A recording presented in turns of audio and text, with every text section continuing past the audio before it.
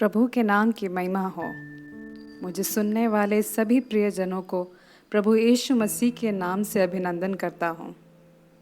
प्रकाशित वाक्य 1:3 में लिखा है कि वे धन्य हैं जो परमेश्वर के इस दैवीय सुसंदेश के शब्दों को सुनते हैं और जो बातें इसमें लिखी है उन पर चलते हैं, क्योंकि संकट की घड़ी निकट है। इस अनुग्रहकारी वचन से धन्य विषय पर मनन करेंगे। प्रकाशित वाक्य को जब हम पूरा पढ़ते हैं तो उसमें हमें समझ आता है कि सच में धन्य कौन है और उनकी सच्ची अवस्था क्या है।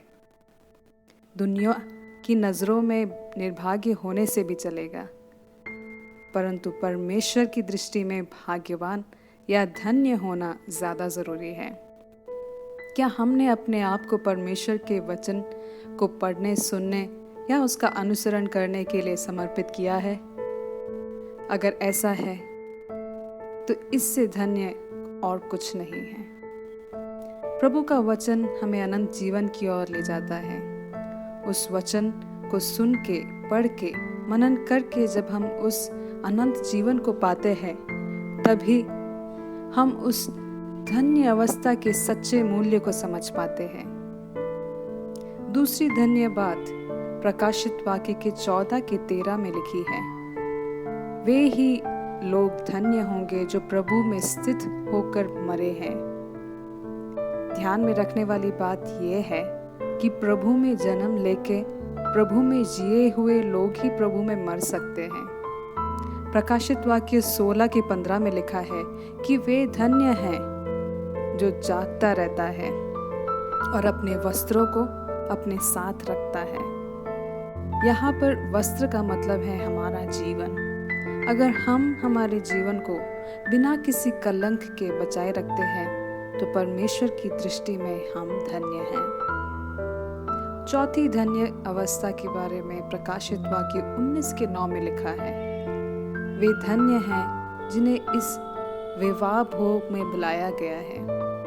विजय प्राप्त किए उस महान परमेश्वर का उनकी दुल्हन के साथ होने वाली इस शुभ विवाह के बारे में यहाँ पर कहा जा रहा है। उसके लिए इस दुनिया में त्याग और कष्ट सहकर अपने दुल्हे का इंतजार करने वाली इस दुल्हन को अपना बनाने वाले उस शुभ दिन में बुलाए गए लोग धन्य हैं। पांचवी धन्य अवस्था हम प्रकाशित वाक्य के 20:6 में देखते हैं। वह धन्य है और पवित्र भी है जो पहले पुनरुत्थान में भाग ले रहा है। उन व्यक्तियों पर दूसरी मृत्यु को कोई अधिकार प्राप्त नहीं है, बल्कि वे तो परमेश्वर और मसीह के अपने याजक होंगे और उसके साथ 1000 वर्ष तक राज करेंगे। यहाँ पर पहले पुनरुत्थान में भाग लेने का आशय उद्धार पाने की अवस्था से है। यीशु मसीह के साथ मरकर, गाड़े जाकर और दोबारा जी उठकर एक नई सृष्टि के रूप में जीने वाली उस सुंदर अनुभव के बारे में। आखिरी धन्य अवस्था प्रकाशित वाक्य के 22:14 में लिखा है, धन्य है वह जो अपने वस्त्रों को धो लेते हैं, उन्हें जीवन वृक्ष के फल खाने का अधिकार होगा। वे द्वार से होकर नगर में प्रवेश के अधिकारी होंगे। मेमने के समान यीशु मसीह के द्वारा बहाए गए लहू से अपने पापों को धोकर शुद्ध होने की अवस्था को यहाँ पर वस्त्रों को धोना कहा गया है।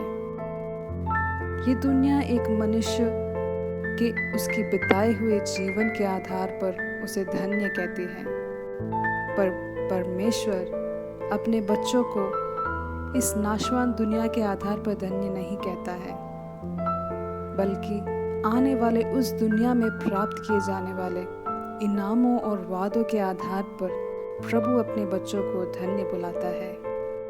इसलिए आज अगर हमारा भाग्य हमारा साथ ना भी दे और अगर हमें निर्भाग्य कहा गया हो, परमेश्वर के इन वचनों के अनुसार हम अगर अपने जीवन को बिताएं और परमेश्वर के वचनों को पढ़कर, मनन कर और उसके अनुसार जीवन बिताए, तो हम धन्य बुलाए जाएंगे।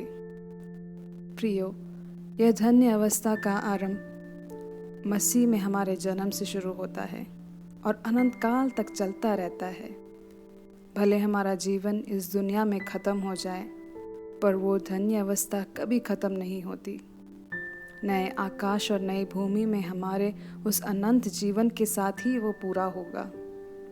इसलिए अपने जीवन को बचाते हुए, प्रभु के आगमन का इंतज़ार करते हुए हम अपना जीवन बिताए। यहाँ चला आ, प्रभु के इस पुकार को सुनने की, उस धन्य अवस्था में पहुँचने के लिए प्रभु हम सब की मदद करे। आइए हम प्रार्थना करेंगे। हे परमेश्वर, अगर हम में से कोई भी इस दुनिया के तौर तरीकों के अनुसार अपने आप को निर्भाग्य समझते हो, तो उन्हें आपके वचन के अनुसार उस सच्ची धन्य अवस्था को पहचानते हुए जीने के लिए मदद कीजिए। यीशु मसीह के नाम से, आमीन।